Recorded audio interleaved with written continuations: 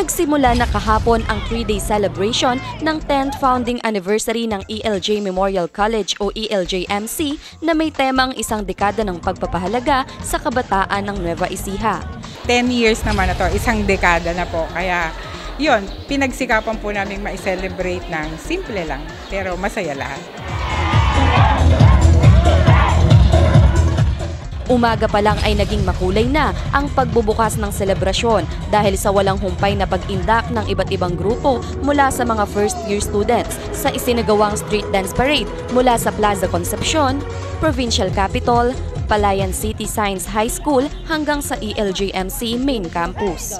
Talagang ginagawa namin kasi yung taon-taon. Kaya ang mga bata kasi namin dito, since they are all scholars kasi, talagang binibigyan nila ng pagpapahalaga ang ganitong pagtitipon o ganitong aming mga gawain every year.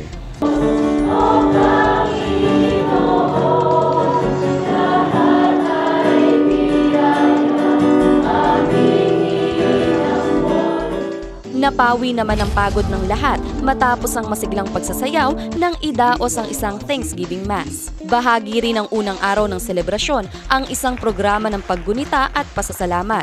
Dito ipinahayag ng mga successful alumni and board pastors ang kanilang pasasalamat sa pagmamahal ni Governor Aurelio Umali at ng kanilang pinagmulang paaralan. Sa mensahe ni Attorney Valentin Alberto, ELJ-MC consultant, ipinaliwanag niya kung gaano kamahal ni Governor Oyi ang mga guro at mag-aaral ng ELJ-MC. Ang ELJ College po ay malapit sa puso ng Kapitolyo. Malapit po ito sa puso ni Gov. Yan po ay dahil sa pagmamahal niya sa magagaling at matatagang mga guro ng ating paaralan. At higit lahat, dahil mahal at malapit sa puso niya kayong mga mag-aaral. Matapos ang naturang programa ay masaya namang nagsalo-salo ang lahat ng mga guro, mga staffs, alumni at mga estudyante sa isang boodle fight na siyang naging highlight ng unang araw ng pagdiriwang.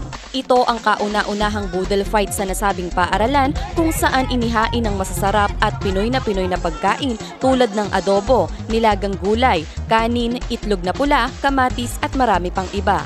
Ayon kay Cristina Rojas, ELJ-MC Management Committee Chairman, layunin ng boodle fight na magkasabay-sabay kumain at upang makakain na rin ng lahat ng kanilang mga estudyante.